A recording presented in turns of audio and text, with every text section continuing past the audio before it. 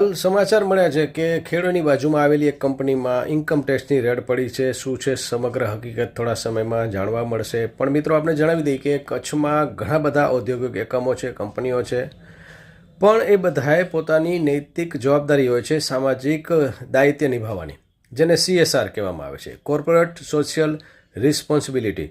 પણ અફસોસ સાથે કહેવું પડે છે કે સ્થાનિક લોકોના જાગૃતિના અભાવના કારણે, સ્થાનિક નેતાઓની જે કહી શકાય કે અવેરનેસના અભાવના કારણે, સ્થાનિક વહીવટી જે છે એની લાલ આંખના અભાવે આ બધા જ ઔદ્યોગિક એકમો CSR આપવામાં ગલાતલા કરે છે, યા તો જે છે મામું બનાવે છે. કારણ કે એને અમુક ટકાવારી જે છે સ્થાનિકમાં વાપરવાની આવે છે, એ CSR દેખાડવું પડે છે, પણ બહુ ચાલાકીથી જે છે એમાં રસ્તો કાઢી લે છે, ખોટી જગ્યાએ જે છે એ રકમ દેખાડે છે.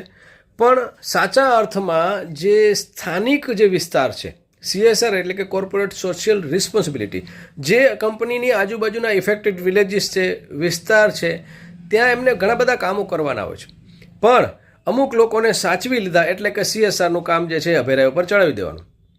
તો ખરેખર જેમ ઇન્કમ ટેક્સની રેડ કંપની ઉપર પડે છે તંત્ર દ્વારા, સરકાર દ્વારા, તો CSRની કામગીરી વિશે પણ પૂછાણું લ્યો, એની ઉલટ તપાસ કરો કે ભાઈ કેટલું CSR છે, ક્યાં વાપર્યું, એનું પરિણામ શું છે, ગ્રાઉન્ડ ઝીરો ઉપર રિપોર્ટિંગ શું છે.